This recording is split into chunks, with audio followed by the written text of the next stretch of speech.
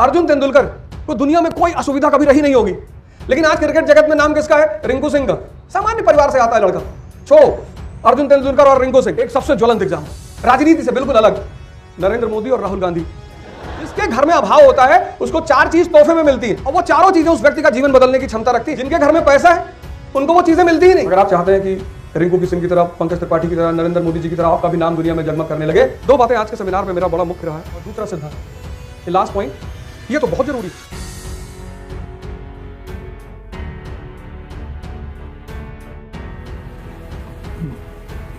जय हिंद फ्रेंड्स।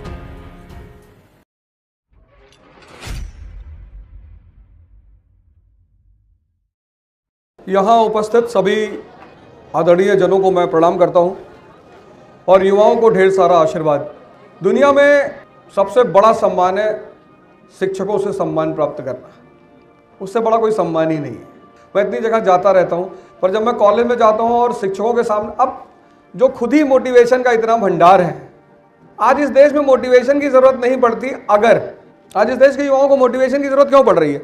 उन्होंने 2 लोगों का पैर छूना बंद कर दिया, एक माँ बाप का, एक शिक्षकों का।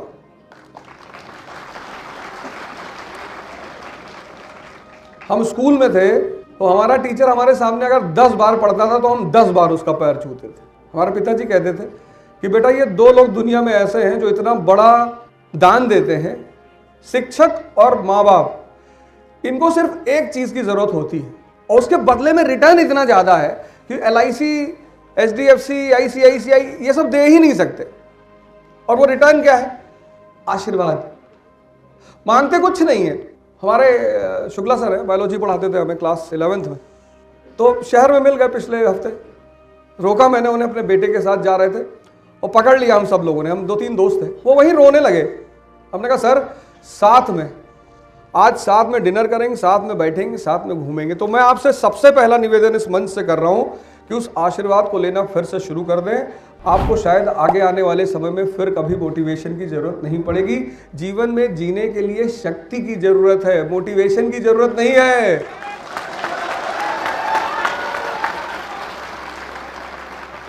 छत्रपति शिवाजी महाराज किससे मोटिवेशन लेते थे? तब तो कोई मोटिवेशनल स्पीकर था नहीं।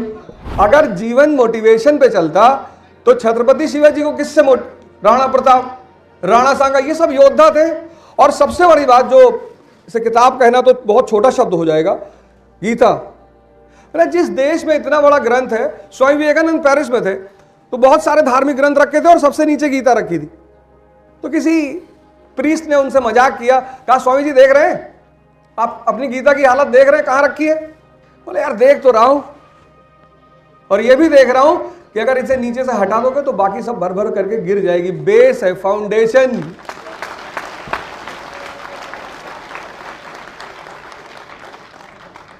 अब आपकी उम्र में जब भी कोई आदमी एंटर करता है, एंटर तो बड़ी खुशी से करता है।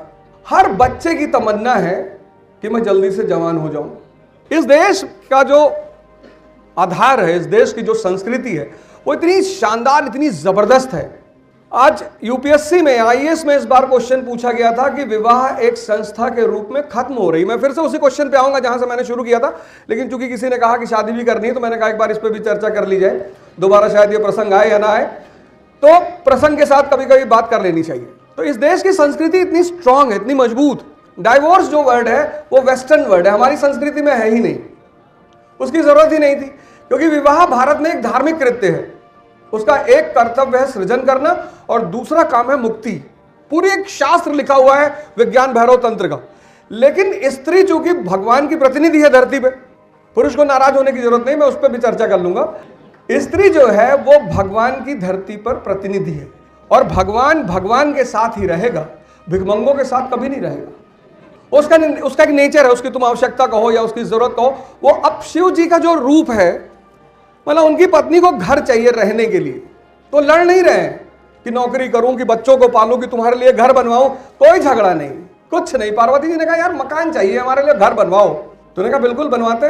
तो कुबेर जी को बुलवाया, धन के देवता, और सोने का महल बनवाया। जब इतनी शक्ति पैदा कर लो तब शादी करना। ये जो भी शादी के लिए परेशान हो, समुद्र मंथन से 2 चीजें निकली, एक तो विष निकला, एक अमृत निकला। अमृत पीने के लिए देवता परेशान है, राक्षस परेशान है, लेकिन विष किसने किया? भगवान शिव ने। और ये शिव है और ये विष है क्या? ये समाज। ज्यादा पॉजिटिव हो जाओगे तो समाज चिंतित हो जाएगा कि यार इसको दुखी कैसे करे यार। ये विष कहीं बाहर नहीं है, हम सबके साथ है। बुद्ध ने तभी तो कहा कि संसार दुखमय है, दुख नहीं है। ये संस्कृति इतनी प्यारी है, भारत इतनी स्ट्रांग, पूरी दुनिया में। अभी दुबई में था, गीता पे ही चर्चा थी। और सबसे बड़ी मजेदार बात मैं आपको बताऊं, उन्होंने मुझे बुलाया है, जेद्दा में बुलाया है, सऊदी अरब में, कि साहब इस पे चर्चा करनी है गीता पे।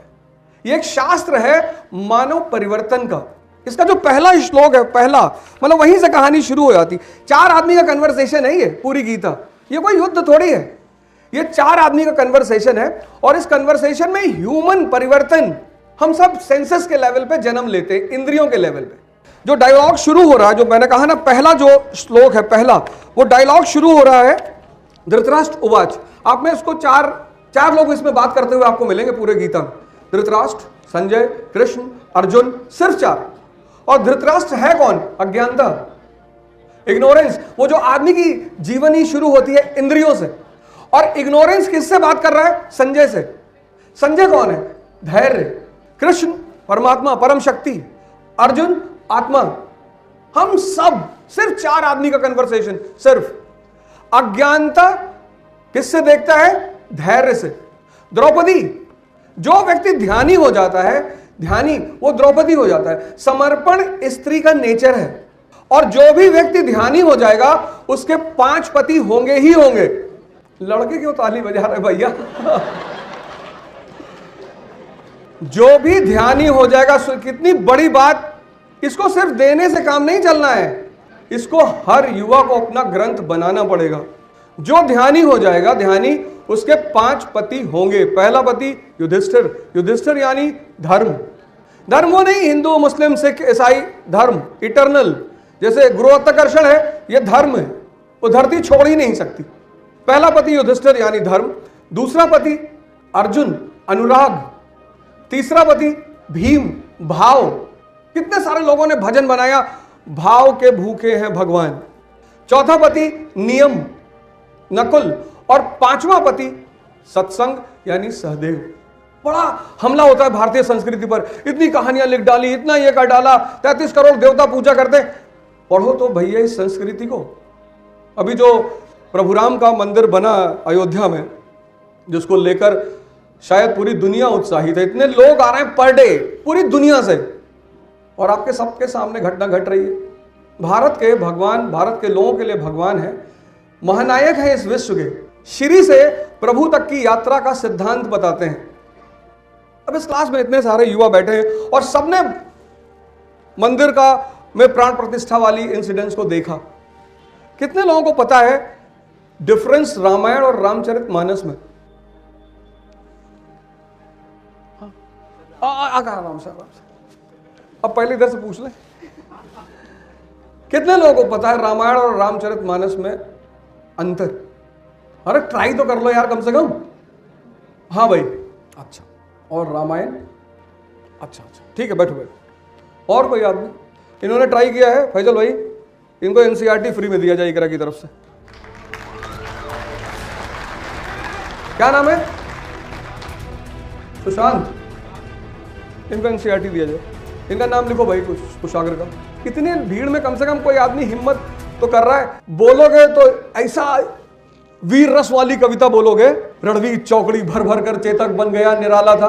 अरे जब बोलने का मौका आए तब बोलो उठ के। कुशाग्र को एनसीईआरटी इकरा की तरफ से फ्री। हिम्मत की भाई इतनी बड़ी भीड़ में। स्टूडेंट, भिखारी और सन्यासी, इनकी इज्जत नहीं होती। अगर ये इज्जत पाने की कोशिश करेंगे तो जीवन में कुछ नहीं मिलेगा इनको। जितना माँ बाप बेइज्जत करेंगे और जितने टीचर बेइज्जत करेंगे। हमारे टीचर कहते थे कि बेटा, हमारे एक टीचर है सीबी सिंह, अभी भी हैं, तो जो हमको एक बार बहुत मार मारे तो शाम को बुलाए, बोले बेटा जिसको मार दिए ना उसका जीवन बन गया। तुमने कहा सर नरसिम्हा राव जी को भी मारे थे, उस वक्त वो प्राइम मिनिस्टर थे। कह नहीं, किसी ने शिक्षक ने मारा ही होगा। तो ट्राई करना, मतलब इज्जत बचाने की जरूरत नहीं। मैं तो देखता हूँ हजार हजार लोग क्लास में बैठे होते हैं, मैं क्वेश्चन पूछता हूँ कोई जवाब ही नहीं देता, सबको अपनी इज्जत की चिंता है ही नहीं। विद्यार्थी, सन्यासी और भिखारी, इनको इज्जत की चिंता नहीं करनी चाहिए। इनके लिए कौन सी इज्जत? अब भिखारी आपके दरवाजे पे खड़ा है कटोरा लेके और कह रहा दे दो भैया हम मुगल फैमिली से हैं, दे दो भैया हम मुगल फैमिली से, नहीं तो हम नाराज हो जाएंगे। तो काहे का भिखारी? ये सबसे पहला मिस्टेक आज का युवा करता है, सबसे पहला, उसके सामने घटनाएं घट रही हैं। आर्टिफिशियल इंटेलिजेंस का जन्मदाता कौन है? आर्टिफिशियल इंटेलिजेंस, कितनी बड़ी घटना घट रही पूरी दुनिया में। कहते हैं आने वाले 10 साल बाद आर्टिफिशियल इंटेलिजेंस इस दुनिया पे कब्जा कर लेगा। आपने सोचा ही नहीं। राम मंदिर आपके सामने प्रोग्राम हुआ प्राण प्रतिष्ठा का, आपने गौर ही नहीं किया, आपने पता करने की कोशिश ही नहीं की। कैनबरा यूनिवर्सिटी की एक पूरी डेलीगेशन आई हुई है जो अयोध्या में रुककर राम पर रिसर्च कर रही, किताब लिख रही है। मुझे बुलाया उन्होंने, जब मैं वहां गया पूरी किताब। और राम किसके प्रतिपादक है? मैंने कहा भगवान कृष्ण, भगवान राम। इनको ब्रह्म नहीं कहा गया, ब्रह्म की एक अलग अवधारणा है, इनको भगवान कहा गया, क्योंकि ये देश भगवान बनाने का सूत्र जानता है। भगवान मतलब जिस मनुष्य के अंदर श्रेष्ठतम गुण आ जाए, भगवत्ता आ जाए, वो भगवान है। भाई भगवान राम श्रीलंका की तरफ जा रहे हैं, समंदर पड़ गया सामने, हाथ जोड़ रहे हैं।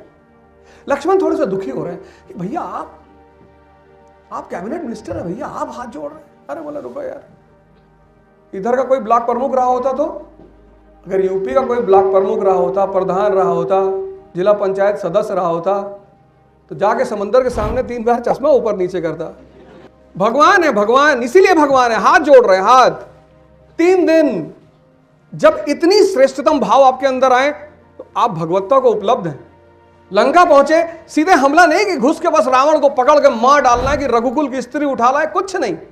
जब तुम आधुनिक भारत पढ़ोगे, कांग्रेस बनेगी 1885 में, जब कांग्रेस का निर्माण हो रहा 1885 में, जो पहले दौर के कांग्रेस के नेता हैं उनको हम क्या कहते हैं? उदारवादी, मॉडरेट्स। मॉडरेट्स का नियम क्या था? पिटीशन और प्रेयर। भगवान राम भी उसी पथ को सबसे पहले वर्ण कर रहे हैं। भगवान राम का प्रतिनिधि कौन है? दादा भाई नेहरू जी। और राम जी के दादा भाई नेहरू जी कौन है? विभीषण।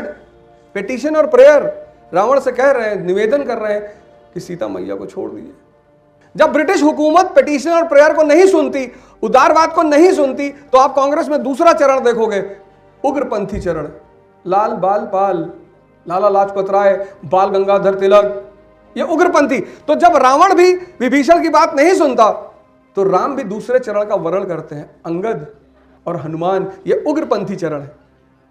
और जब सरकार उग्रपंथ को भी नहीं समझती, ब्रिटिश हुकूमत, तब आप 1907 में देखोगे खुदीराम बोस और प्रफुल्ल चाकी, क्रांतिकारी राष्ट्रवाद, कि ना ये उदारवाद समझ रहा है, ना ये उग्रपंथ समझ रहा है, अब मारना पड़ेगा।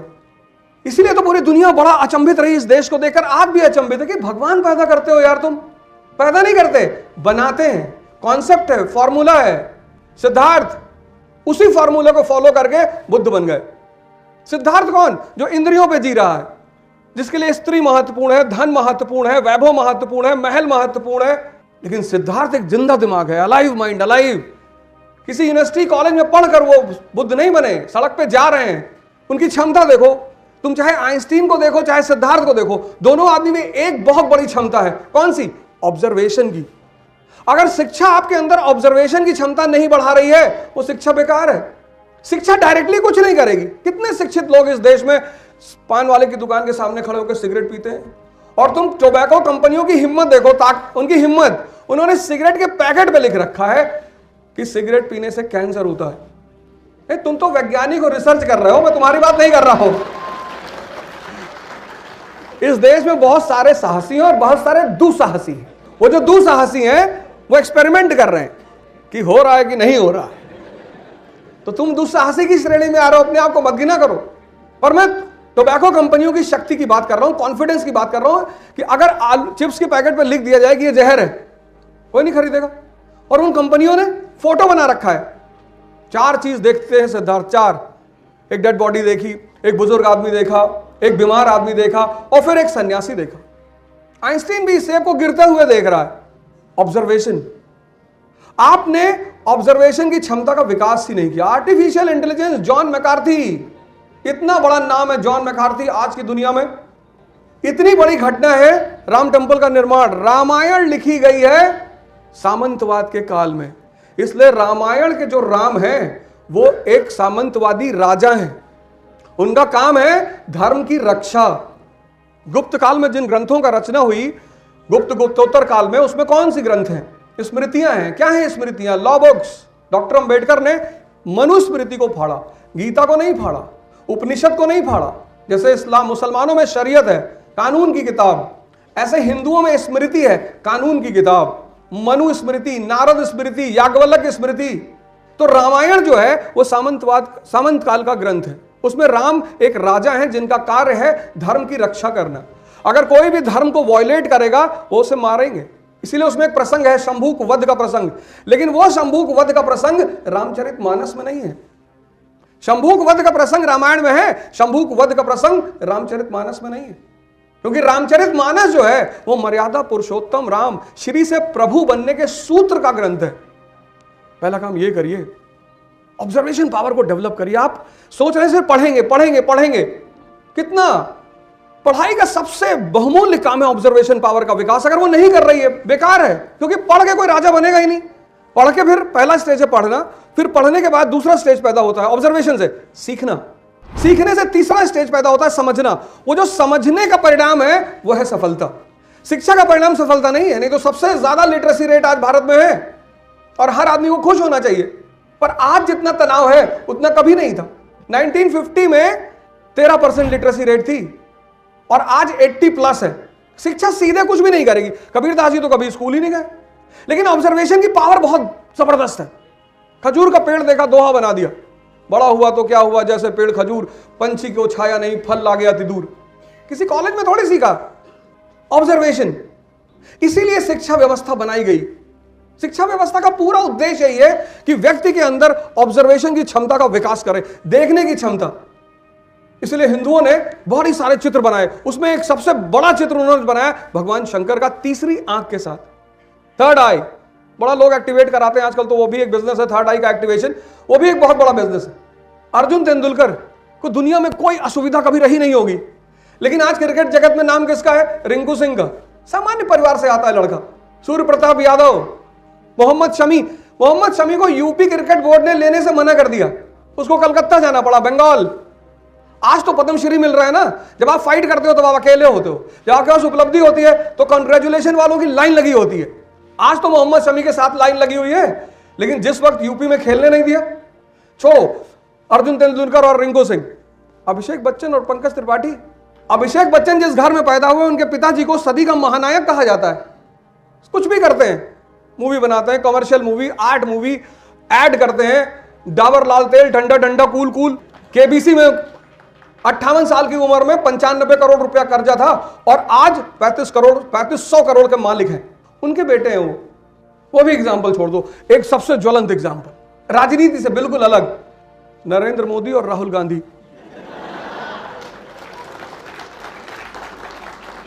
आप में से बहुत लोगों को लगता होगा कि यार हम बड़े सामान्य घर में पैदा हुए, यार हमें अगर सुविधा मिल जाती तो हम ये कर लेते। सर आप बहुत अच्छे घर में पैदा हुए हैं, आप बहुत अच्छे घर में पैदा हुए हैं सर।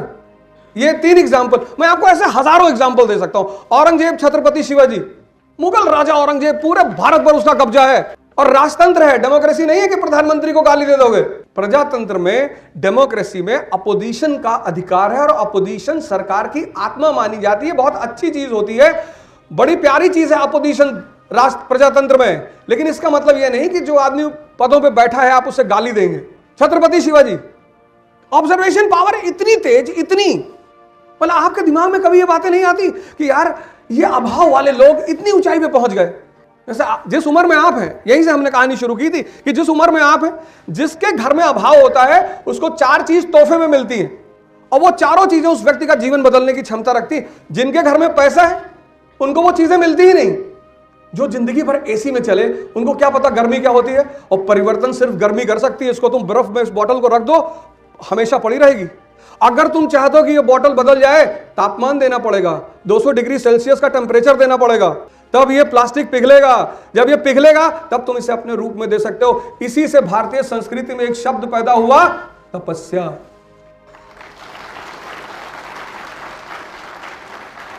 तापमान को बदलने की क्षमता है।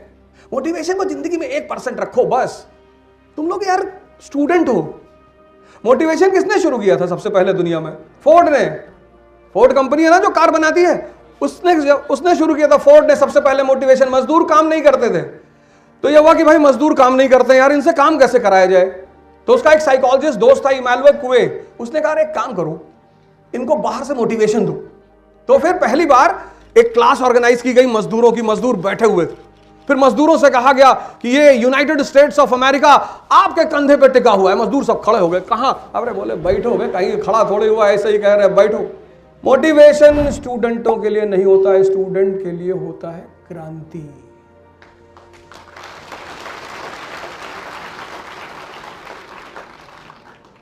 मेरे फादर क्लर्क थे, मैं गांव में पढ़ा, सर से मैं आया तो वही बात मैं कह रहा था कि सर तो हमसे बहुत ज़्यादा सीनियर हैं। मैंने कहा सर आप भी तख्ती लेके गए होंगे स्कूल, और सर मैं भी गया था, आप लोगों ने तो तख्ती देखी ही नहीं होगी। नरकुल की पेन, वो सर नरकुल की पेन बनती थी, आज भी गांव में होता है नरकुल, उसकी पेन और तख्ती, उस पर 3-4 महीने तो सिर्फ आ लिखना सिखाते थे। और मास्टर 10-20, और हमारे मास्टर ऐसे थोड़ी मारते थे कि कान का पर्दा फट जाए, आँख की रोशनी चली जाए। हमारे मास्टर एक्यूप्रेशर थेरेपी जानते थे, और ये होता है एक्यूप्रेशर पॉइंट, यहीं पे मारते थे। तो जैसे ये बृहस्पति सूर्य शनि दबता था तो ये एक्टिवेट हो जाता था। ये एक्यूप्रेशर पॉइंट है। आजकल के तो मास्टर मार दिए, कान का पर्दा फट गया। तब सुप्रीम कोर्ट को बैन लगाना पड़ा कि यार मास्टर बच्चों को स्कूल में नहीं मारेंगे।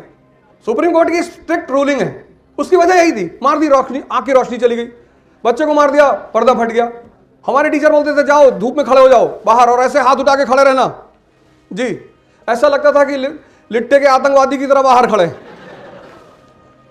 पहला काम आप ये करिए, अगर आप चाहते हैं कि रिंकू की सिंह की तरह, पंकज त्रिपाठी की तरह, नरेंद्र मोदी जी की तरह आपका भी नाम दुनिया में जगमग करने लगे, तो आप अपने ऑब्जर्वेशन पावर पर काम करिए। मैं शिवाजी की बात कर रहा था, सामान्य परिवार, यही तो दर्द रहा औरंगजेब को कि मैं मुगल सम्राट और ये जमींदार का बेटा, और तब राजतंत्र था। 1656 सिविल वॉर, गृह युद्ध चल रहा है मुगलों के बीच, औरंगजेब अपनी ही भाइयों से लड़ रहा है गद्दी के लिए। 1656 उसका अपने ही भाइयों के बीच गृह युद्ध चल रहा है गद्दी के लिए। चलता है राजघरानों में, ऐसा कोई नई बात नहीं है, सबके यहां चलता है। और शिवाजी ने तुरंत, जब आपका दुश्मन अपने आंतरिक मामलों में उलझा हुआ हो, वो सबसे अच्छा अवसर होता है उसका फायदा उठाने का। और 1656 में कोंडना एक किला है, उस पर कब्जा करते हैं, अथाह संपत्ति का किला, क्योंकि राज्य बिना अर्थव्यवस्था के हो ही नहीं सकता। E is equal to e, economy is the mother of empire. Observation. फिर आपके साथ लोग क्यों जुड़ेंगे? 2 वजह से, एक संपत्ति के लिए, एक कि आपका भविष्य अच्छा है, परफॉर्म करना पड़ेगा आपको। आजकल तो एक मानसिक कैंसर पैदा हो गया और बहुत खतरनाक। आप देखो मेरा मोबाइल वहां स्विच ऑफ करके रखा हुआ है, जब भी काम करना है, पढ़ाने जाना है, पूजा करना है, ध्यान करना है, आइडेंटिटी, धन के साथ साथ अगर आइडेंटिटी भी हो। 1659 अफजल खान की हत्या, बीजापुर। परिस्थिति को समझना एक जागृत दिमाग की सबसे बड़ी क्षमता होती है। अगर आप बोलने आए, जैसे आप बैठे हैं, आपको मुझे नहीं सुनना है, पर मुझे पता है कि मैं 1 घंटा बोलने आया हूं, मैं बोलूंगा। लक्ष्मी जी सिर्फ विष्णु जी के साथ रहती, बाकी किसी के साथ नहीं रहती। पैसा तो बहुत लोग कमाना चाहते हैं, गुटखा खाए हुए हैं।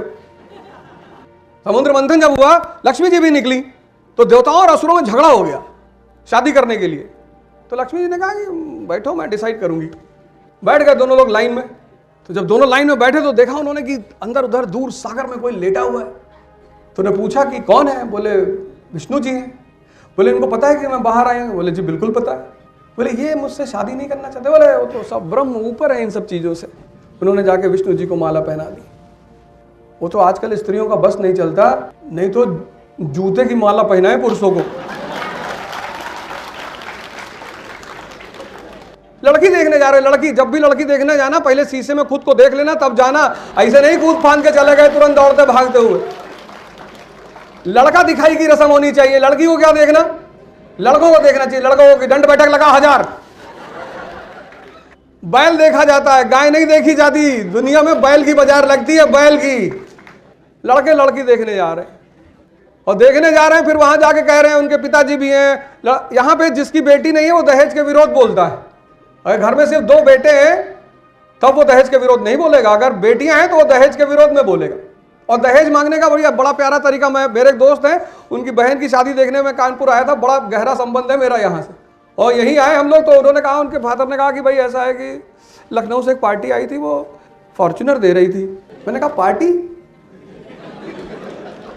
आप ठेकेदारी करते हैं? अरे बोले नहीं नहीं नहीं नहीं, ऐसे जैसे आप लोग आए ऐसे वो लोग भी आए थे तो फॉर्च्यूनर दे रहे थे। मैंने कहा भाई साहब वो फॉर्च्यूनर की स्टीयरिंग किधर होती है, लेफ्ट में कि राइट में? तो उनका लड़का बैठा तो नाराज हो गया तुरंत बराबर कि बदतमीजी, आप बदतमीजी कर रहे हैं मेरे पिताजी के साथ। मैंने कहा भैया मैं तो गांव में बैलगाड़ी चलाने वाले आदमी, हमको क्या पता फॉर्च्यूनर में स्टीयरिंग किधर होती है, ऐसे पूछ लिया। और तुम कौन? बोले मेरी शादी तय हो रही। अरे मैंने कहा वाह क्या किए हो? बोले मैं इंजीनियर हूं। मैंने कहा बताओ कंपाउंड क्या होता है? Compound is the mixture of elements. मैंने कहा तुमको कोई लूना भी ना दे, फॉर्च्यूनर तो बहुत दूर की बात है, इंजीनियरिंग कर ली और कह रहा हो कि compound is a mixture of elements. दहेज मत मांगना, कुछ ऐसा करो, मत मांगो। ये सब चीजें तुम ही बदल पाओगे, आप कोई बदल नहीं पाएगा। इस देश का भविष्य अब तुम्हारे लोगों के हाथ में है। जब तक तुम्हारे जैसे पढ़े लिखे 400 सांसद इस देश में नहीं बैठेंगे तब तक सब कुछ ऐसे ही चलेगा। इसलिए अब ये तुम्हारी जिम्मेदारी है कि तुम, भाई एक जमाने में देश परेशान था तो भगत सिंह जैसे लोगों ने निर्णय लिया ना कि देश के लिए लड़ेंगे। एक जमाने में देश परेशान था तो सुभाष चंद्र बोस जैसे लोगों ने निर्णय लिया ना कि आईएएस क्वालिफाई करेंगे, सामाजिक आइडेंटिटी बनाएंगे, लेकिन फिर भी देश के लिए काम करेंगे। तो अब ये जिम्मेदारी आप सबकी है। अगर शिवाजी का पूरा इतिहास आप पढ़ेंगे तो उसमें सबसे बड़ी चीज जो शिवाजी के पास पाएंगे वो ये है कि उनके देखने की क्षमता और अपनी परिस्थिति को समझने की क्षमता बहुत प्यारी है। ये पहला काम करिए आप। आज बाहर जाइएगा तो सबसे पहले प्रभु राम पर अध्ययन करिए। उनका एक सूत्र है T=T+T, तमन्ना = त्याग प्लस तपस्या।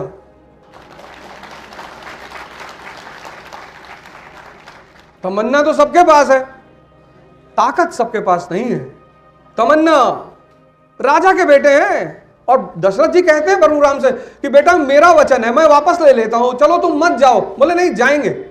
ये बड़ा प्यारा नियम इस देश का है, 14 साल वाला, बहुत प्यारा।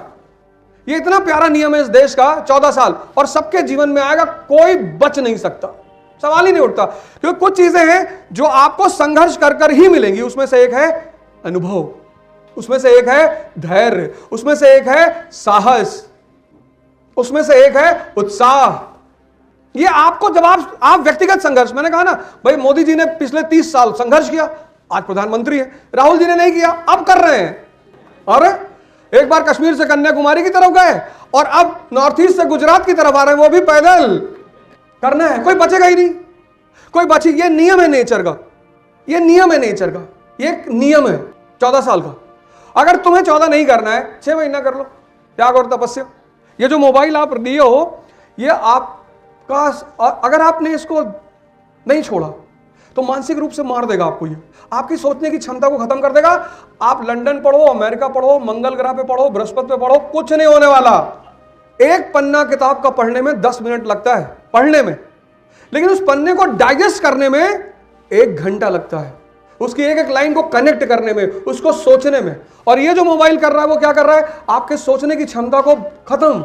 वो जो रील्स है ना 1 मिनट वाली, तो 1 मिनट के बाद आप रील बदलते जा रहे हो, यानी आपके जो मन की स्थिरता की क्षमता है वो खत्म होती जा रही है। आपको किताब पढ़ने के लिए मानसिक स्थिरता चाहिए और रील आपकी मानसिक स्थिरता को खत्म कर रही है। अगर 6 घंटे आपने 6 महीना देख लिया तो 7वें महीने आप किसी मेंटल असाइलम में होंगे। आप कुछ भी कर लो उसके बाद, कुछ भी। आप साक्षात देखो, एक लाइव एग्जांपल देखो, आपके सामने घटना घटी, आपने कोशिश ही नहीं की पता करने की। कॉलेजों में, यूनिवर्सिटियों में, मैं जब इलाहाबाद यूनिवर्सिटी में था 1990 में, सर वहां डिस्कशंस होते थे ज्वलंत मुद्दों पे। वहां लोग आते थे कॉलेज में, यूनिवर्सिटी में, ग्रुप होता था, लेफ्ट विंग, राइट विंग, ये विंग, सब डिस्कशन करते थे, लेकिन कोई झगड़ा नहीं करता था। अब तो लोग कॉलेज में आके घड़ी दिखाते हैं कि iPhone 9 सीरीज। मैं सुबह आ रहा था तो एक साहब ने मुझे कहा कि यार दाढ़ी बनवा लो। हमने कहा क्यों, शादी कराओगे? आदमी को साफ सुथरा रहना चाहिए, हाइजेनिक। ये नहीं एक शर्ट पहन लिए, 15 दिन पहने क्लास में गए, लड़के बेहोश हो गए, मर गए, ऐसा भी नहीं होना चाहिए। इस देश ने हमेशा आंतरिक शक्ति को बढ़ाने पे ध्यान दिया, हमेशा। एक अकेला विवेकानंद जी गए इस देश के बाहर और पूरी दुनिया ने उनको सजदा किया, पूरी दुनिया ने। क्यों? ज्ञान। इस देश ने मटेरियल का निगेट भी नहीं किया। आपके पास मर्सिडीज है, बहुत अच्छी बात है, आपके पास हवाई जहाज है, बहुत अच्छी बात है, ये सब चीजें बुरी थोड़ी है। लेकिन इन सबके होने के साथ साथ अगर विवेक नहीं है, यही तो है प्रभु राम, सौरज धीरज तहि रथ चाका। जिस युद्ध में हम पड़े हैं जीवन के, जो मैंने कहा कि 20 साल का उम्र वो उम्र है जब आप जीवन के संघर्ष में एंटर करते हो। यहीं से संघर्ष शुरू होता है। और इस संघर्ष में अगर आपके पास आंतरिक ताकत नहीं, मन और शरीर की, आप इस संघर्ष में नहीं जीतोगे। जैसे आप आज जीवन में खड़े हो लड़ाई करने के लिए इस संसार रूपी युद्ध में, ऐसे भगवान राम खड़े थे रावण के सामने, नंगे पैर, सामान्य कपड़ा पहने हुए। और विभीषण भगवान राम से कहता है कि नाथ न रथ नहीं तन पद त्राणा, और कही विद जीतब वीर बलवाना। भगवान तुम्हारे सर पे ना पायदे का कपड़ा है, ना पैर में चप्पल है, और ये तुम्हारे सामने जो महाकाल खड़ा हुआ है, इसको कैसे जीतोगे? और क्या जवाब दिया भगवान राम ने? उस जवाब की तुम्हें भी जरूरत है। धर्म जो है मानव परिवर्तन का विज्ञान है। शादी कराने के लिए नहीं है कि मंदिर चले गए भगवान शादी करा दो, अब भगवान ये भी कराएगा। फिर भगवान के पास जा रहे हो, करो बच्चा पैदा करवा दो, और बच्चे में भी लड़का, फिर करो भगवान नौकरी दिलवा दो। जब सब कुछ भगवान को ही करना है तो इतनी शक्ति, इतना दिमाग तुम्हें किस बात के लिए दिया है? तो भगवान राम ने, तुलसी जी ने जो उस पर जवाब लिखा है, क्या जवाब? उस सब की हमें जरूरत है, क्योंकि हम सब उसी युद्ध मैदान में खड़े हैं। तो भगवान राम विभीषण से कहते हैं कि विभीषण, जिस रथ की जरूरत होती है इस जीवन रूपी युद्ध को लड़ने के लिए, वो रथ मेरे पास है। तो विभीषण ने कहा कि महाराज कौन सा रथ? बोले सौरज धीरज तहि रथ चाका। ऐसा रथ, शौर्य और धीरज जिसके चक्के हैं, व्हील। एक लड़के ने पूरी क्लास में जवाब दिया, इतने सारे युवा बैठे हुए। चलो सही दिया, गलत दिया वो एक अलग बात है, कोई मारेगा थोड़े यार तुमको इस उम्र में। सुभाष चंद्र बोस हैं, टीचर तो बहुत सम्मानीय है, लेकिन टीचर सम्मान कमाने की चीज है, सम्मान देने की चीज नहीं है। सम्मान दुनिया में ऐसी चीज है जो कमाई जाती है, सम्मान लेकिन आपको अपनी तरफ से करना चाहिए। जो मैंने क्लास की शुरुआत में, इस सेशन के शुरुआत में कहा कि आप ये मत देखिए कौन कैसा है, अच्छा है। आपका शिक्षक जहां मिले आप पैर छूइए, गुरुजी पढ़ाओ। वो कितना भी आपसे नाराज होगा और पैर जरूर छूइए। आज युवा मोटिवेशन क्यों ढूंढ रहा है? शौर्य है ही नहीं। कम से कम 300 लड़के यहां बैठे होंगे और एक लड़का जवाब दे रहा है। धैर्य, 17 साल आपने पढ़ाई की अपने जीवन में, 14 साल आप स्कूल में रहे और 3 साल आप कॉलेज में रहेंगे, 17। अगर 17 साल आप जिम में बिताए होते तो आपकी बॉडी होती सिल्वेस्टर स्टेलोन की तरह। और 17 साल की शिक्षा अगर आपको खड़े होकर बोलने की क्षमता नहीं प्रदान कर पा रही है, खत्म है वो शिक्षा।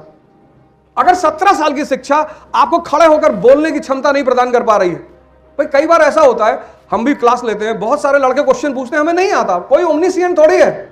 और हमारी क्लासेस में तो IIT का लड़का, IIM का लड़का, एक से एक लड़का बैठा हाथ उठा देगा तुरंत। अगर हमें नहीं आता हम उसको सॉरी बोल देते हैं, सॉरी यार कल पता करके बता देंगे। साहस तो पैदा करो जीवन में, धैर्य।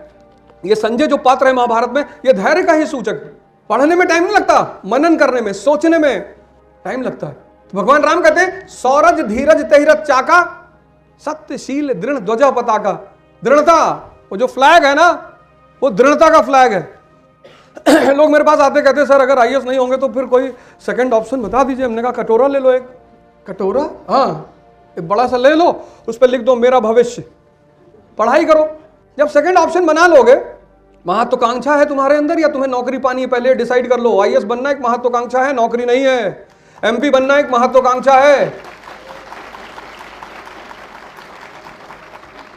डॉक्टर अंबेडकर ने कहा है कि शिक्षा शेरनी का दूध है, जो पिएगा वो दहाड़ेगा। पढ़ाई करते हैं आज भी।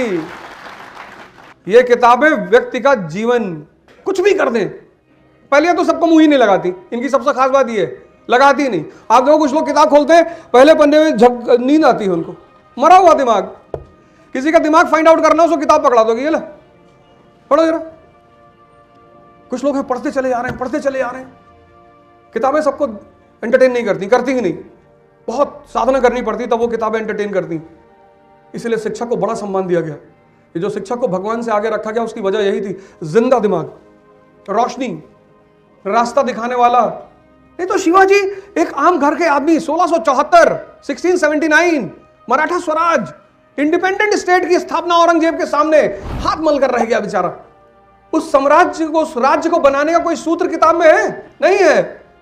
महात्मा गांधी एक सफल लॉयर नहीं हो पाए, राजकोट में नहीं हो पाए। और फिर परमहंस योगानंद का विज्ञान उनके समझ में आया, धर्म विज्ञान है, पाखंड को मत देखो। धर्म और पाखंड दोनों बिल्कुल अलग अलग बातें हैं।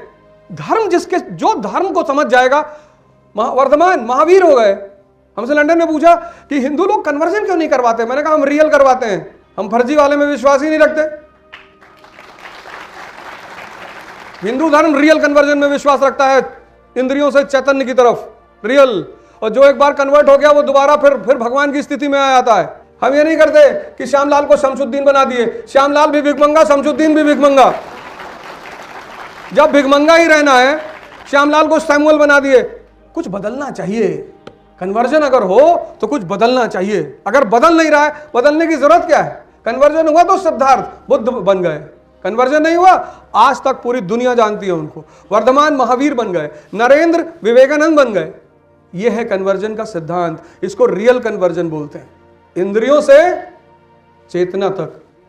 और ये सारे धर्म में, ऐसा नहीं सिर्फ हिंदू धर्म में, इस्लाम, ईसाईयत, क्रिश्चियनिटी, ऐसा कोई धर्म ही नहीं जिसमें ना हो। सारे धर्मों का मूल सिद्धांत यही है, इंसान को निम्नतम लेवल से उच्चतम लेवल पर ले जाना। शिवाजी की सबसे बड़ी ताकत है ऑब्जर्वेशन, आप भी अपने अंदर विकसित करिए। और दूसरा सिद्धांत, ये लास्ट पॉइंट, ये तो बहुत जरूरी है। पहला ऑब्जर्वेशन, और दूसरा, अगर आप दर्द से बच रहे हैं कि भगवान दर्द ना मिले जीवन में, तो आप भूल जाओ कि आप कुछ कर पाओगे। संभव ही नहीं है ही नहीं। वो परिवर्तन का एक अमूलभूत सिद्धांत है। जैसे फॉर एग्जाम्पल, आप पढ़ते हैं और आप बैठ के नहीं पढ़ पा रहे हैं, कोई बात नहीं, आप बैठे पढ़ने के लिए, और मन को समझना, मन से बड़ा चालबाज इस पूरी धरती पे कोई दूसरा है ही नहीं। तुम दिन भर घूमो, तुम्हें कोई महत्वपूर्ण बात नहीं याद आएगी। जैसे ही पढ़ने बैठोगे वैसे याद आएगा, यार पापा की बीपी की दवा लानी थी यार। और अपने आप को देखना। एक लड़का एक होटल में काम करता था, तो वहां एक आदमी आता था, उसको 50 की नोट देता था, 500 की नोट देता था, और कहता था ये कितने का नोट है? तो लड़का कहता था भैया 50 रुपए का नोट है। कहता था रख ले। तो उस आदमी के साथ जो आदमी उसको देता था 500 का नोट, उसके साथ एक आदमी हमेशा आता था। हर बार वो एक नए आदमी को लेकर आता था, उस लड़के को 500 की नोट देता था, और फिर उस लड़के से पूछता था कितने का नोट है? वो लड़का कहता था भैया 50 का है। फिर वो आदमी हंसता था, अपने मित्र को लेकर चला जाता था। फिर अपने मित्र से कहता था देखे ये लड़का कितना बेवकूफ है, 500 का नोट ही नहीं पहचानता। ऐसे 10-12 बार ये घटना घटी। फिर वो आदमी एक आदमी को लेकर आया, फिर ये घटना घटी, उसने 500 का नोट दिया लड़के को, और लड़के से पूछा कितने का नोट है? लड़के ने कहा साहब ये तो 50 का नोट है। फिर दोनों बाहर निकल गए। तो जो दूसरा आदमी साथ में आया था, वो बाद में लौट कर उस लड़के के पास आया, कहा तुम इतने जाहिल हो, बेवकूफ, तुमको 500 की नोट दिखाई नहीं पड़ती? उसने कहा सर ये जो आदमी आता है ना, ये मेरी बेवकूफ़ी का प्रदर्शन करने के लिए हर बार एक नया आदमी लेकर आता है, और हर बार मैं इससे कहता हूँ ये 50 का नोट है, और अब तक ये मुझे 10,000 रुपया दे चुका है। तुम्हारा दिमाग, खाना खाते हो, पैकेट में पूरा देखते हो, प्रोटीन, कार्बोहाइड्रेट, फैट, कोलेस्ट्रॉल सब चेक करते हो, और खैनी को कहते हो बुद्धिवर्धक चूरन है। कहाँ लिखा हुआ है? कहाँ लिखा हुआ है? किस खैनी के पैकेट पे लिखा हुआ बुद्धिवर्धक चूरन? ला के दिखाओ हमें। सर बीड़ी पीने से कंसंट्रेशन बढ़ रहा है, रिक्शे वाले का कहीं नहीं बढ़ रहा है, इसको भी आइंस्टीन हो जाना चाहिए। जब तुम संघर्ष करोगे तो तुम्हें ताकत की जरूरत होगी, और ताकत सिर्फ दर्द से पैदा होती है, वैसे पैदा ही नहीं। कितना बादाम खा लो, चाहे जितना, लेकिन अगर 1000 दंड बैठक नहीं मारोगे, ताकत सिर्फ दर्द से पैदा होती है। इसलिए जब तुम पहली बार 5 किलोमीटर चलते हो ना, तो ये पैर भर जाते हैं, शक्ति रिलीज होती है, दूसरे दिन उठने का मन नहीं करता। जो दर्द बर्दाश्त नहीं करेगा उसके जीवन में परिवर्तन कभी नहीं होगा, संभव ही नहीं। जो जनरल क्लास में नहीं चला, जैसे हम जनरल क्लास में सफर किए तो हमें याद आता है कभी कभी प्रयागराज से दिल्ली जाते थे, और जनरल कंपार्टमेंट ऐसा कंपार्टमेंट होता है कि 70 की सीटिंग होती है, 800 लोग बैठे होते हैं, 3-4 पैर के बीच में एक हाथ निकलता हुआ दिखाई पड़ रहा है, फिर 4-5 हाथ है उसके बीच में से एक सर निकलता हुआ दिखाई पड़ रहा है। एक आदमी ने गुटखा खा के बगल वाले के जेब में थूक दिया, वो बाहर निकल ही नहीं सकता ना, उसके पास मौका ही नहीं निकलने का। और वो अजीब सी सीन होती है जनरल की, स्ट्रगल। हमसे कई बार लड़के आते कहते सर पढ़ने में मन नहीं लग रहा। हम कहते तुम एक काम करो, तुम दिल्ली में मगध में बैठो, मगध एक्सप्रेस में, और अलीगढ़ में उतर जाना। अगर वहां तक तुम जिंदा रह गए तो तुम्हें IAS बनने से कोई रोक नहीं सकता। 2 जगह। आजकल तो माँ बाप इतने कॉशियस हैं अपने बच्चे को स्वास्थ्य को लेकर। अरे अच्छी बात है, नहीं गिरेगा भैया, ये नहीं मरेगा, चिंता मत करो। सुबह 8 बजे क्लास में आ रहे हैं, 10 केला खा लिए, 2 गिलास दूध, 5 अंडा, आके आगे बैठे, ये बड़ा बड़ा मुंह खोल रहे हैं, जमहाई ले रहे हैं। जिसका पेट भरा होगा उसका दिमाग अय्याशी में तुरंत लिप्त हो जाएगा। ये दिमाग का नेचर, इतना गहरा संबंध मन और पेट का है। अगर मन को काबू में रखना चाहते हो, पेट को खाली रखो, कहीं नहीं भागेगा, भाग ही नहीं सकता। जितनी देर तुम बैठ के पढ़ रहे हो, जितनी देर जो तुम्हारा पढ़ने का टाइम है, तुम कोशिश करो उतनी देर तुम्हारा पेट खाली होना चाहिए। हम जितने भी लोग हैं, 99% लोग दबाव में काम करते हैं, भय में काम करते हैं। वो हमारी आदत है। ये देश में डेमोक्रेसी चल जाए भले 10, 20, 25 साल और, सफल कभी नहीं होगी। क्योंकि ये मेट्रो को देखो, कोई नहीं थूकता मेट्रो में। मैं कानपुर ये मेट्रो में बैठा, वहां लाला लाजपत राय हॉस्पिटल से लेकर गुरुदेव तक एकदम क्लीन साफ मेट्रो। डर है ना कि पकड़ के तुरंत लटका देंगे सब। लेकिन स्टूडेंट को इस बात का ख्याल रखना चाहिए कि आपके जो शिक्षक हैं, मैंने कहा ना, कुछ चीजें यार संस्कारगत सीख लो। नहीं सीखोगे तो अंग्रेज वापस आ जाएंगे। जिस कौम के पास, जिस समाज के पास डिसिप्लिन नहीं होगी, शौर्य नहीं होगा, शक्ति नहीं होगी, वो समाज गुलाम हो जाएगा। अगर आपके शिक्षक यहाँ बैठे हैं तो आप कम से कम इतना तो करें ही। कल आपको भी सम्मान की आशा होगी, कल आप भी इस उम्र में आएंगे, कल आप भी अपने सामने नौजवानों का सामना करना पड़ेगा आपको। और जहां आवाज उठानी है वहां उठाओगे नहीं। आओ सड़क पर नारा लगाया जाए, वहां नहीं आओगे। हीरो होंडा की बाइक पे पीछे लिखा है राजस्व विभाग। अरे स्विफ्ट में लिखा लिए होते, डिजायर में हीरो होंडा स्प्लेंडर। गाड़ी दे के कोई लोड न ले। स्कूटी पे आगे लिखा है पत्रकार। कहां के? 2 स्टेट ऐसे हैं जहां पे लोगों को स्टिकर लगवाने का बड़ा शौक है। पत्रकार, और अगर अधिवक्ता नहीं लिखवा पाए तो पीछे लिखवा देंगे महाकाल। किस पे? एल्टो पे। पता नहीं कुछ है, मतलब ऐसा नहीं है कि किसी की, हम सबकी आदत है ये बड़ी अजीब। और यही सारे लोग, हम सारे लोग जब बाहर जाते हैं इतने प्यार से लोग रहते हैं। आप कभी इस देश के बाहर जाके यूपी बिहार के लोगों को देखो, इतने डिसेंट, इतने डिसिप्लिन। हमारा एक दोस्त है कानपुर से दुबई में, तो गाड़ी चला रहा था, अबू धाबी से हम वापस आ रहे थे, तो हमने उससे कहा भाई तुम वहां कानपुर में तो कहीं भी घुसा देते हो, तो यहां भी ट्राई करो। कहा अरे नहीं आवाज समझा करो। हमने क्या हुआ? बोले 500 दिरहम। दिरहम वहां की करेंसी है। 500 दिरहम मतलब 10,000 रुपया। और जिसको 10,000 रुपया जुर्माना देना पड़ा उसके बदन से WBC सूख जाती है। RBC का तो बात ही छोड़ दो। पहला काम करो, 2 बातें आज के सेमिनार में मेरा बड़ा मुख्य रहा है। एक तो आप सब लोग पढ़ रहे हैं, अगर भगवान राम श्री से प्रभु बन सकते हैं तो आप क्यों नहीं बन सकते? हम सब बहुत सामान्य परिवार से हैं। सामान्य घर में पैदा होना बुरा नहीं है, सामान्य मर जाना। और सिर्फ एक्सक्यूज बना बना के, हमको ये नहीं मिला, हमको वो नहीं मिला, हमको अच्छे टीचर नहीं मिले, हमको अच्छा परिवार नहीं मिला, अच्छा समाज नहीं मिला। अब ये एक्सक्यूज तो मोदी जी ने नहीं बनाया। 10 साल सामंतवादी देश में 10 साल पीएम। व्यक्तिगत तौर पे मैं उनको इतना मानता हूं, जिस देश में आज भी राजा महाराजा रहते हो उस देश में वो 10 साल पीएम। दर्द, अमिताभ बच्चन साहब एक ऐड करते हैं, उसमें वो कहते हैं दर्द में भी कुछ बात है। यही बात है, दर्द ही परिवर्तन कर सकता है। खड़ा होकर पढ़िए, भूखे रहिए सर, कोई जरूरी थोड़े कि तुरंत जो आए मुंह में पढ़ने का एक सिद्धांत है। अगर पेट खाली है तो आपका मन कहीं नहीं भागेगा। आप एक्सपेरिमेंट करके देख लीजिए, यही तो व्रत का सिद्धांत है। ये जो हिंदुओं में व्रत है, मुसलमानों में रोजा है, ये परिवर्तन के लिए है। कहते हैं जन्नत मिलेगी, स्वर्ग मिलेगा। भाई आपका शरीर अगर स्वस्थ है 70 साल की उम्र में, सर आप जन्नत में हैं।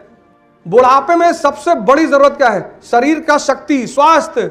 जवानी तो कैसे भी कट जाए, 1 महीने का रमजान, 1 महीने का। मन और शरीर की शक्ति का सिद्धांत है। दर्द से आप बच नहीं सकते। अगर दूसरा आपको दर्द देगा तो आप नौकर, और अगर आप खुद को दर्द देते हो तो आप राजा। अब आपको डिसाइड ये करना है कि दूसरा आपको दे या आप खुद को दोगे। जो लोग खुद को दे रहे हैं वो साधक हैं, उन्हीं को साधक कहा जाता है। दूसरा तो देगा ही। अगर मान लो अभी तुमने अपने समय का सदुपयोग नहीं किया तो कहीं ना कहीं नौकरी करोगे, और जब नौकरी करोगे तो अगला कमांड देगा कि कल 5 बजे सुबह आ जाना। ये बहुत सही समय है, ये जो 20 का समय है, और ये समय अच्छा समय, बहुत प्यारा। और यही समय है जब जीवन में युद्ध की शुरुआत। मैंने कहा ना, सब बच्चे चाहते हैं हम जवान हो जाएं, और सारे बुजुर्ग चाहते हैं कि हम बच्चे हो जाएं। इतना जीवन में द्वंद्व देख लिया, इतना संघर्ष। हर दिन तो चुनौती है, हर दिन, एवरी डे। जितने आपके टीचर्स हैं, सीनियर्स हैं, बड़े बुजुर्ग हैं, उनसे पूछिए। उनको लगता था बड़े हो जाएंगे, ऐसा होगा, खुद से कमाएंगे, मकान बनाएंगे, लंदन जाएंगे। कुछ नहीं हुआ। हर दिन चुनौती है, हर दिन। और सबसे ज्यादा चुनौती घर में, परिवार में, रिश्तेदार, नेबर, इनको आप कुछ कह ही नहीं सकते। पहले कोई मुझे बुलाता नहीं था शादी वादी में, अब ना जाते हैं तो कहते हैं बहुत पैसा हो गया इनके पास, भैया अब काहे आई हैं। अपने आप को थोड़ा थोड़ा दर्द देना सीखो, और ध्यान और योग से अपने आप को जोड़ो। ध्यान तुम्हारे मन को बदलेगा और योग तुम्हारे शरीर को। और इस ताकतवर मन और ताकतवर शरीर से ही तुम इस जीवन रूपी युद्ध को लड़ पाओगे। नहीं तो सिर्फ मेडिटेशन रूपी दवाई लेते रहोगे, और कुछ जीवन तो खैर चल ही जाएगा, थोड़ा बहुत तो कट ही जाएगा। कोशिश किया करो। भारत में बहुत सारे आश्रम हैं, बहुत ऐसे आश्रम हैं जो फ्री हैं। छत्तीसगढ़ में स्वामी अड़गड़ानंद महाराज का आश्रम है, वहां कोई आपसे कोई पैसा नहीं चार्ज करेगा। अगर तुम्हें डिसिप्लिन लाना है, डिसिप्लिन अपने अंदर डालना है, योग सीखना है, ध्यान सीखना है, किसी ना किसी आश्रम चले जाया करो, 10 दिन रह लो। विपासना के सेंटर है पूरे भारत में, फ्री। आप जो देकर आओ वो अलग बात है। आपका मन हुआ आते वक्त आप 1100 रुपए दे आए, आप 5000 रुपए दे आए, आप 2000 रुपए दे आए, वो एक अलग चीज है, वो आपसे पैसे नहीं मांगेंगे। जितने युवा यहाँ बैठे, स्टूडेंट मैं कह रहा हूं, आप एक बार विपासना कर लो जाके। हालांकि 100 लोग जाते हैं तो 5 ही लोग रुकते हैं, बोलने नहीं देते, वो बोलने नहीं देते, उनका नियम है आप बोल ही नहीं सकते। तो कुछ लोग जो है आधे दिन बाद भागते हैं, कुछ दूसरे दिन दीवार कूदते हैं, और दूसरे दिन शाम होते होते 95 लोग भाग जाते हैं, सिर्फ 5 लोग बचते हैं। तो आप किसी आश्रम चले जाइए, आप आश्रम चले जाइए, फिर गोवा जाइएगा बाद में। और माँ बाप के पैसे पे तो बिल्कुल नहीं जाना चाहिए। आप गोवा जब जाएं, जब कोई कैसीनो खरीदने की क्षमता हो, आप चप्पल पहन के किसी कैसीनो में घुस गए, उसने हाथ पकड़ लिया आपका कि कहाँ, आप यहाँ खरीदने आए हैं, कितने का बेचोगे? ऐसे क्या, ये भौतिकवाद की तरफ भी जाना है, ऐसा नहीं कि नहीं जाना, एकदम जाना, पर शक्ति लेकर। भौतिकता बिना शक्ति के और जहर बन जाती है, इसलिए शक्ति लेकर ही जाना है। तो दो चीजों पर आप काम करो, दो चीजों पर। अगली बार जब हम तो सोचेंगे कि आपके प्रिंसिपल साहब से रिक्वेस्ट करेंगे कि एक यूपीएससी का, स्पेसिफिकली यूपीएससी का एक टेस्ट का आयोजन कर लेते हैं, सिर्फ यूपीएससी सिविल सर्विस का। मैं आपको एक होमवर्क देता हूं, आप 12th क्लास की मॉडर्न इंडिया की एनसीईआरटी ले लीजिए विपिन चंद्रा की, और 1 महीने का टाइम ले लीजिए, और मैं दावा करता हूं कि आप 2 क्वेश्चन से ज्यादा के आंसर नहीं दे पाएंगे। और जितने लोग 50% आंसर दे देंगे, सबका जीएस फ्री कर दूंगा मैं अपनी तरफ से, सिर्फ 50 पे, सिर्फ 50% अगर आप क्वेश्चन, और किताब मैं बता दे रहा हूं, आप ले लीजिए, पढ़ लीजिए। अगर आपने 50% क्वेश्चन का आंसर दे दिया तो इकरा आईएएस आपको फ्री में जीएस कराएगी, फ्री में। इतने सारे लोग गवाह बैठे हुए हैं। किताब एक मैं यहाँ पे स्पेसिमेन कॉपी में एक यहाँ भिजवा दूंगा। जितने लोगों को ये शौक है कि मुझे आईएएस बनना है, मुझे आईएएस की तैयारी करनी है, तो मैं आपको बता देता हूँ, आप एक स्कॉलरशिप टेस्ट दे दो, और 1 महीने का टाइम दूंगा एनसीईआरटी पढ़ने के लिए। 272 पन्ने हैं उसमें, टोटल 272 पेजेस हैं। अगर आपने 50% सवालों का जवाब सही दे दिया तो आप फ्री में जीएस का कोर्स करेंगे। आप जितने लोग चाहते हैं एनरोल कर लीजिए। आज है 10 फरवरी, आप 10 मार्च तक का समय ले लीजिए, पूरा 1 महीना, 30 दिन। अगर 10 पेज पर डे आप कायदे से पढ़ेंगे तो आप 1 महीने में 300 पेज पढ़ेंगे, जबकि किताब में सिर्फ 272 पन्ने हैं। इससे अच्छा मौका आपको कोई सिलेबस, कोई कोर्स लेने का नहीं मिलेगा। और जीएस भी देंगे, एनसीईआरटी भी फ्री में देंगे, सिर्फ जीएस नहीं देंगे। लेकिन अगर आप 50% से कम लाए तो हर आदमी को 20-20 हजार रुपया जुर्माना जमा करना होगा। पहले तो खूब ताली बजाए कि वहां आ रहे तो हम कर लेंगे। 20-20 हजार रुपए जुर्माना। एनसीईआरटी है क्लास 12 की, बच्चों की किताब है, मतलब ओपन चैलेंज कि आपको सिर्फ 50% करना है। यही हॉल में जहां भी आप कहेंगे वहां आपका टेस्ट ले लेंगे, कॉपी जमा करा लेंगे। 50%, मैंने ये नहीं कहा 80%, 70%, 90, 50% आप सवालों का जवाब दे देंगे, आपको फ्री में जीएस पढ़ाएंगे और फ्री में एनसीईआरटी, 2 चीज आपको फ्री में देंगे। यानी आपको स्कूल, अपने कॉलेज की तरफ से 1 लाख रुपए का गिफ्ट मिलेगा। अब 2 काम आपको करना पड़ेगा जिस पर आज मैंने चर्चा की। एक तो आपको अपनी ऑब्जर्वेशन क्षमता को बढ़ाना पड़ेगा, बहुत उस पर काम करना पड़ेगा आपको, नहीं तो ये सारी पढ़ाई, ये सारा सब कुछ, ये सब बेकार चला जाएगा। शिक्षा, पहला चरण शिक्षा से सीखना। दूसरा, अगर आप शिक्षा से सीख नहीं पा रहे हैं, a body at rest will be at rest, a body in motion will be in motion until and unless any external force is applied। यही तो पहला नियम है, a body at rest will be at rest। आपने external force लगाया, इसको उठा के यहां रख दिया, यही तो पहला नियम कह रहा है। अब इसको जीवन में अप्लाई भी करना है। 3 इडियट नहीं देखा? कितनी प्यारी मूवी बनाई उसने, इसी में बनाया कि शिक्षा का उपयोग करना है जीवन में। रैगिंग हो रही है, वहीं से मूवी शुरू होती है, रैगिंग हो रही है, उसके जेब में पूरे बॉटल पानी डाल दे रहे हैं, और रैंचो अपने कमरे में जाता है, स्पून निकालता है, वायर खींचता है, फिक्स करता है। यह है ज्ञान का अप्लाइड पक्ष। वो एग्जाम दे रहा है, वो तीनों एग्जाम दे रहे हैं, लेट हो जा रहे हैं। जब वो कॉपी डिपॉजिट करने जा रहे हैं, रैंचो, फरहान और राजू, तो उनका टीचर कह रहा है तुम लेट हो गया, अब हम तुम्हारा कॉपी नहीं जमा करेगा। कहता सर आप जानते हैं हम कौन है? कहता प्रधानमंत्री का बेटा होगा तो भी नहीं करेगा। कहता सर आपको हमारा रोल नंबर और नाम पता है? कहता नहीं पता। मिक्स कर देता सारी कॉपी, कहता नहीं पता। कितनी प्यारी सी, ये है विवेक का एग्जाम्पल। विवेक ये ऑब्जर्वेशन क्षमता से पैदा होती है, ये किसी किताब में नहीं लिखा हुआ है। ये जो तुम बैठ के एक पेज पढ़ोगे और फिर मनन करोगे, मनन सोचोगे कि क्या कहना चाह रहा है यार, किस बात को स्पष्ट करना चाह रहा है। वो डीन के बेटी की शादी है, घुस गए तीनों, पता ही नहीं किसकी शादी, और जब पीछे पलट के देखा डीन खड़ा हुआ है, कह रहा किसकी तरफ से आए हो? राजू और फरहान को आंसर नहीं सूझ रहा है, रैंचो कह रहा है साइंस की तरफ से आए। यही तो है व्यक्तित्व, इसी को कहते हैं पर्सनैलिटी। चतुर्लिंगम कहता मैं कैसे साइन करेगी यार, मेरा पेन तो तू ले गई। कहता पेन, कितना बढ़िया थीम थी उस मूवी की। वो मूवी लिटरेचर, और 4 दोस्त बना लो अपने, 4 महत्वाकांक्षी आदमी के 4 दोस्त होते हैं। एक तो साहित्य होता है, पढ़ा करो यार, और कोशिश किया करो कि जब भी आप मंच पर आओ, कोई भी कुछ पेपर ऊपर लेकर मत आओ। आइंदा से ये बात हमेशा ध्यान रखो, चाहे 1 लाइन बोलो, 1 सिंगल, पर पेपर लेकर मत आओ। वर्षों से वन में घूम घूम, बाधा विघ्नों को चूम चूम, सह धूप घाम पानी पत्थर, पांडव आए कुछ और निखर, सौभाग्य न सब दिन सोता है, देखें आगे क्या होता है। ये सब लाइनें, ये शब्द नहीं है सर। आप जब कविता पढ़ेंगे तो उसमें रस पढ़ेंगे, रस, वीर रस। तो जब आप डिप्रेशन में जाते हैं और आप इन कविताओं को पढ़, शब्दों से शरीर में एक रस पैदा होता है। साहित्य को दोस्त बनाइए, साहित्य को। और लड़ाई चलेगी तो कभी ना कभी तो मन तनाव में आएगा, तो उस तनाव से आप बाहर निकलिए खुद। अंबेडकर जी की जीवनी पढ़ लीजिए, गांधी जी की जीवनी पढ़ लीजिए, कलाम साहब की जीवनी पढ़ लीजिए। ऐसे ऐसे संघर्ष के किस्से आपको देखने को मिलेंगे, आप रोने लगेंगे, आपको लगेगा मेरा तो छोटा वाला संघर्ष चल रहा है। साहित्य को अपना दोस्त बनाइए। उल्टी सीधी किताबें मत पढ़िए, मनोहर कहानियां पढ़ रहे हैं। संगीत को अपना दोस्त बनाइए। संगीत तो आप देखो, कभी कभी आप नहीं नाचना चाहते हो लेकिन संगीत बज रहा है तो पैर आपके हिल रहे हैं। वो पावर ही तो है जो गति दे रही है। एक बढ़िया सा गुरु खोज लीजिए, वो कोई भी हो सकता है। और संगत अच्छी रखिए। अगर आपने टेम्परेचर का सिद्धांत समझा है तो संगत अच्छी रखिए। टेम्परेचर हाई से लो की तरफ जाता है। अभी ठंडक में हम लोग क्यों कपड़ा पहने हुए हैं कि अगर बाहर 1 डिग्री टेम्परेचर हुआ और हम टी शर्ट पहन के निकले तो फिर ऐसे ही खड़े मिलेंगे कहीं। ये अंदर की गर्मी निकल जाएगी, खेल खत्म। अगर तुम्हारा टेम्परेचर 100 डिग्री है विचारों का और तुम 20 डिग्री वाले विचारों के साथ रहते हो, वो डेली तुम्हारा टेम्परेचर खींच लिया करेंगे। तुमको पता ही नहीं चल पाएगा कि तुम निराश क्यों हो। इस उम्र में 4 लोगों से तुम मित्रता कर लो। एक साहित्य से कर लो। कोई जरूरी नहीं कि लोग ही मिले। लड़ाई करोगे लोग मजाक उड़ाएंगे, परिवार में लोग हैं, रिश्तेदारों का काम ही क्या है। और रिश्तेदार होते किस लिए? रिश्तेदार होते ही है मजाक उड़ाने के लिए। आप ही का थोड़ी उड़ाया, भगवान कृष्ण का उड़ाया।